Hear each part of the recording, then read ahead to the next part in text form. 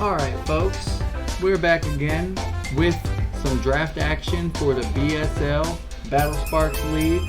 This week we have our week 3 contest versus one of my favorite content creators that I've met through draft leagues and just through being more involved in the Pokemon community this generation. One of the funniest guys, Shade of Defeat, and the Straw Hat Krookodiles. Now, go ahead and make sure that you check out his channel. The link will be in the description. Check out his draft content. He does other leagues as well as, of course, the BSL, and was in the BSL last season as the New England Crawdons. Last season we had a really tight contest. I feel like I played a really good game against Shade, but he was able to just edge me out. We're definitely going to be on our toes during this battle, thinking ahead of time, trying to do everything that we can to get an advantage and stay, a step ahead of Shade, because he's a very talented battler. He's going to play right. He's going to bring interesting stuff, and all of these things are guaranteed. So, looking at his team that he brings, some of it was as predicted. I knew that he would bring Charizard and Krookodile. They're just too valuable to leave behind. I had a good feeling that he would bring Manectric, although he did also have Vikavolt on his roster. I just felt like it was a little bit better to deal with what he would probably need an electric type for, which is my Blastoise, of course.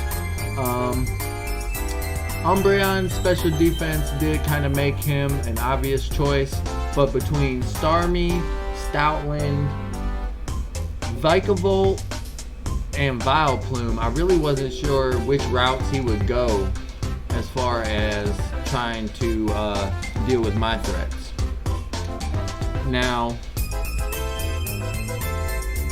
with a player like Shade, you know that he's always going to bring good tech. All of his plays are going to be well thought out. So, definitely didn't look at any of these Pokemon coming like a break. I didn't see Vileplume, and that was a slight relief, but I knew that everything on his team is going to have a purpose, and so even though I'm a little bit curious at this point what the Stoutland is for, you can guarantee that it's going to do something very good against my team.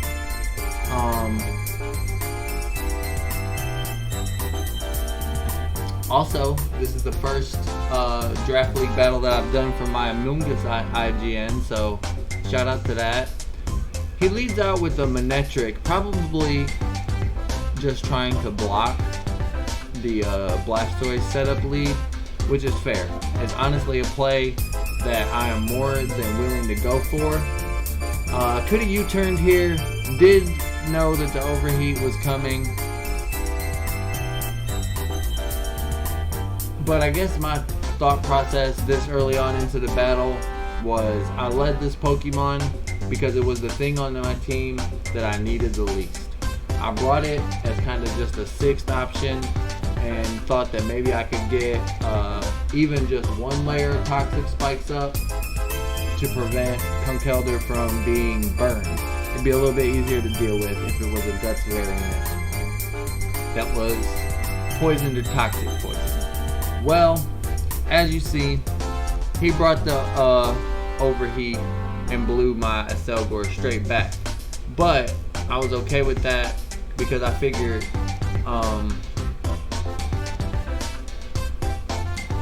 with -2 special attack and drowsiness, there's no world where he's going to stay in here. So I'm going to get a free setup and put the pressure on. At this point, I didn't think that this was like a setup to end the game, but really just to try to make him respect this threat. It either bring something out that can answer it now, or let it get out of hand to where maybe it could become a potential sweeper, or just put enough holes in his team to where it wouldn't be a problem. Now he goes to his Charizard, which resists every move that I have, and of course it's his G-Max.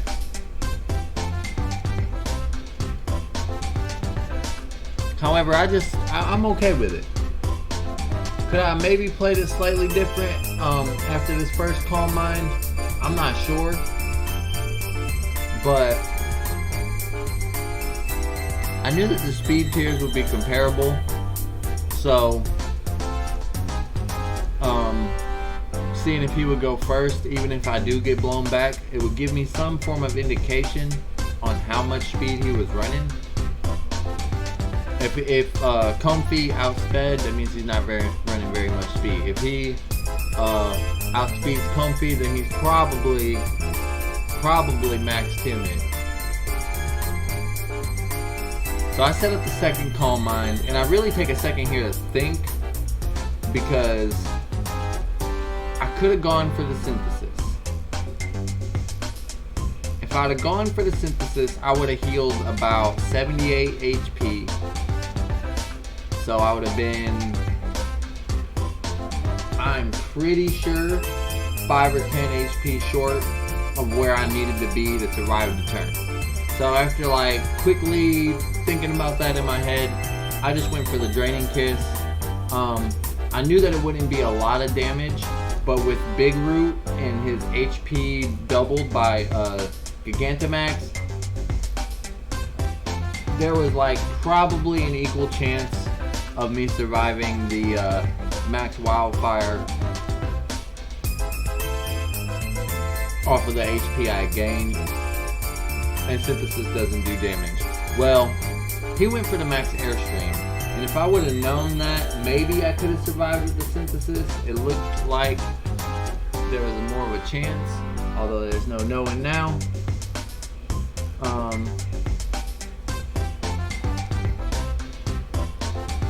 I don't know which move his Max Wildfire is coming off of, if it's Fire Blast or Flamethrower, but chances are that it's a little bit more powerful than the Max Airstream. Well, when Comfy goes down, I honestly feel like I'm in a pretty good spot to take this down as well. I burnt 2 turns of his Dynamax, and I know I can survive this hit because my Aegis Slash is actually just to counter and kamikaze into G-Max Charizard. It's Assault Vest, 4 attacks, just to come and lay this head smash down. And know that when I do lay this head smash down, I'm probably going to take too much recoil to survive it, no matter what. So there was no point in King Shield. There was no point in anything other than attacks. And really, there was no point in using Aegis Slash for any other Pokemon besides maybe the Umbreon, but mostly just the Charizard. Maybe the Stoutland too, because I didn't really predict that coming. So at this point, we're kind of off at a reset in a way. Even though he has a slight advantage by 1 Pokemon, we're kind of like at a neutral point of initiative to where we can go into just about everything we want. So I go into my Krookodile just to basically make a statement and make a threat and say, I'm bringing a powerful Pokemon, you can't dilly-dally around, you ain't going to be able to just set up free turns, this is not the time to put up hazards, this is not the time to mess around. I thought about going for the Brick Break, which I brought for his Alolan Ninetales and the opportunity he may have to set up screens, but I decided just to play it safe being behind, which turned out to be a really great move. Retaliate definitely would have taken out my Krookodile, and I highly doubt that any of my moves, even Brick Break, would have took out Chopper the Stoutland here. So I made a good play by making that switch. Gives me the chance to get a pretty free Sleep Powder off, and by free I mean that like either this or something else is going to sleep, and none of the moves that he can click on this are really going to do enough to stop that. If he switches into a Pokemon, he can switch into the Sleep Powder, and that's probably advantageous to me. So I get the sleep.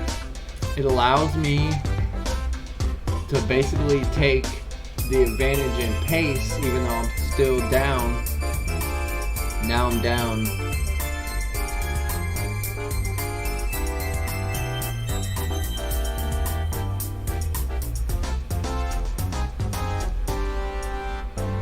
Oh wait, I wasn't counting the when I spoke Forza, I was down one Pokemon. I wasn't counting the fact that my Aegislash took itself down. So I've been down 2 Pokemon. But now, because I'm down, is what I was trying to say, I've basically got to go for broke. I know that the next move that I'm about to do is probably the one that Shade's expecting. It's probably the move that Shade prepared the most for. And you can almost guarantee that Shade was thinking the same thing that I was thinking about this line of play coming. However, with the sleep, there's really not much choice, and the advantage being so far ahead in Shade's way, there's really no choice. And so I just go ahead and I set up my Shell Smash.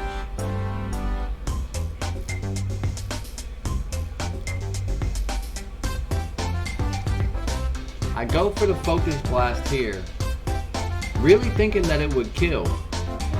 Because for a moment I wondered to myself, should I take the second free Shell Smash? If I had taken it, there's no really telling what would have happened. I definitely would have picked up the kill when I did Focus Blast, but when it comes to the next Pokemon, things got a little bit more interesting. I didn't pick up the kill with my Focus Blast because of Chople Berry, so I'm forced to surf. Of course, at this point, I'm just kind of reserving my Dynamax for as long as I can. I mean, my Gigantamax for as long as I can, knowing that he has now 4 Pokemon left, and Umbreon is probably not going to go down easily, even though I have +2 Max Knuckle.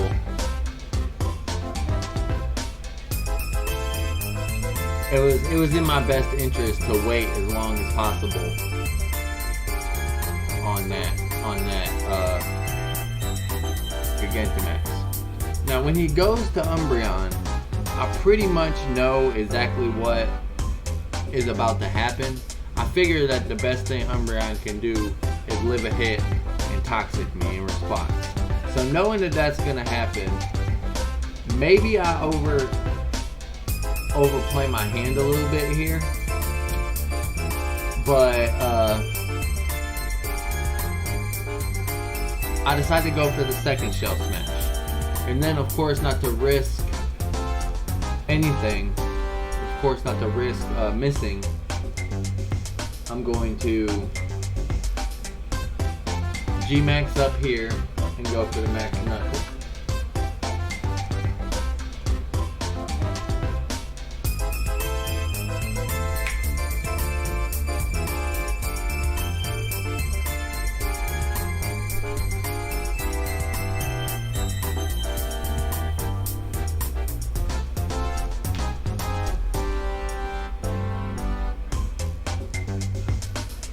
Now, he does go for Protect, which obviously greatly reduces the damage, but it's pretty apparent at this point that even without Protect, this Umbreon has the ability to live this hit,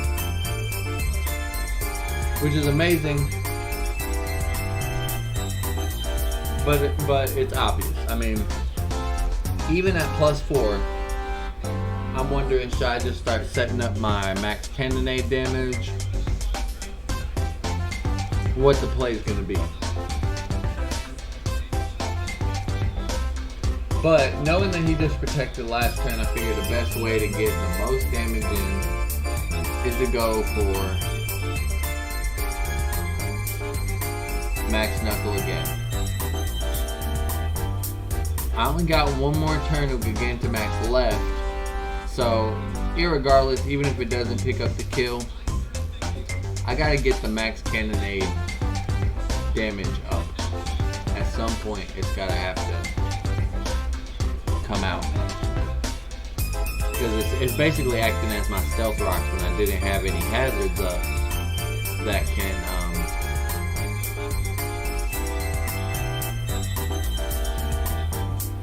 take care of any Focus Sash or any Pokemon that are able to survive a hit.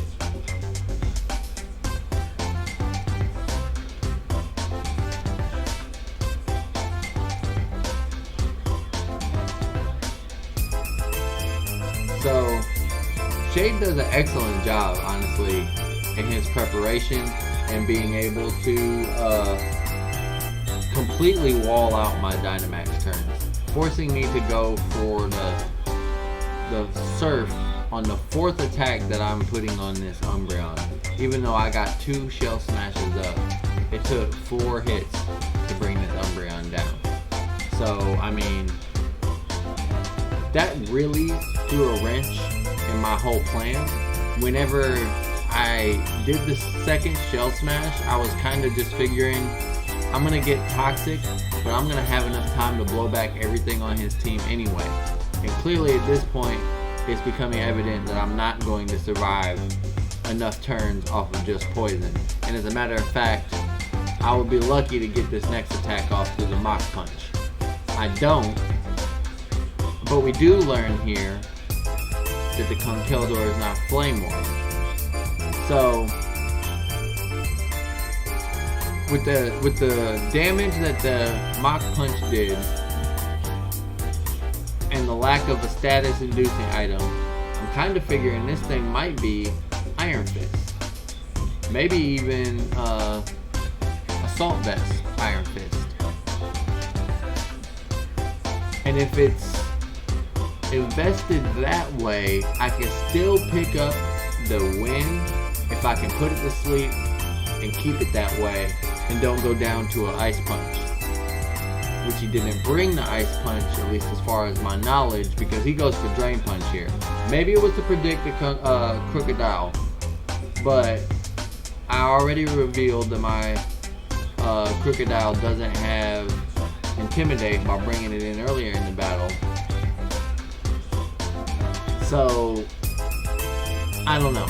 I just don't know if there was any real reason to assume that I would switch. But whether he didn't have the Ice Punch or if he did, I get the sleep off. I go a turn into Krookodile, mostly to get the recovery from Regenerator, but of course also to see what he's going to do. And because he stays asleep, there's not really that much to fear besides a wake up Mach Punch.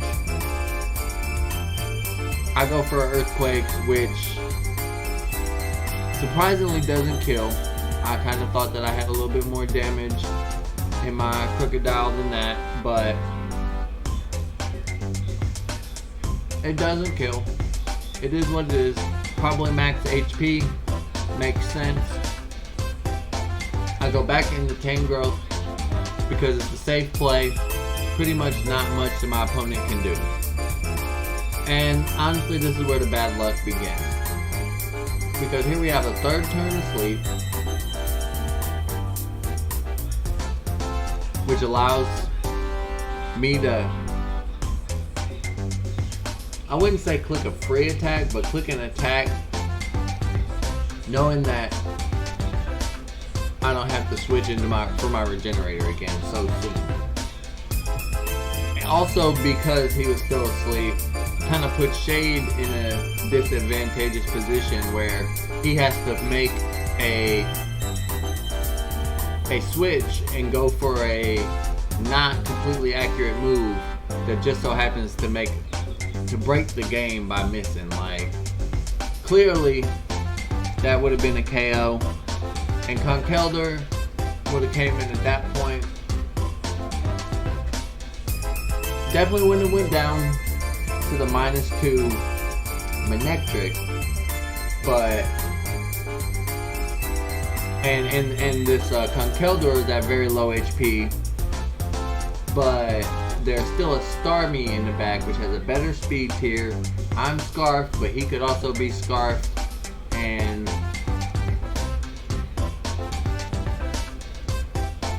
you know, that's the downside of competitive Pokemon, is sometimes the actual technical skill of it gets taken out because of luck. So, you know, there's really no telling how the rest of the chess match would have gone if I would have been able to clean up with Moxie, Scarf, Krookodile, you know, probably just clicking Darkest Lariat because of this Starmie being the most threatening thing. However, the miss did happen, and because it happened, there's really no way that Shade can break my Tangrowth. So Tangrowth just stays in, clicks Giga Drain, picks up 3 kills on the week, which actually makes him my team's kill leader with a total of 5. And that's basically that. You know, it's a good game to Shade. You know, that's my homie. There's no love lost in the battle. And of course, check out his YouTube and all of those things. You know, he's a very supportive dude, hilarious dude. Obviously, even above all, he is funny. So check out Shade of Defeat. That's the man. And we will catch y'all next week for some more BSL action. Peace.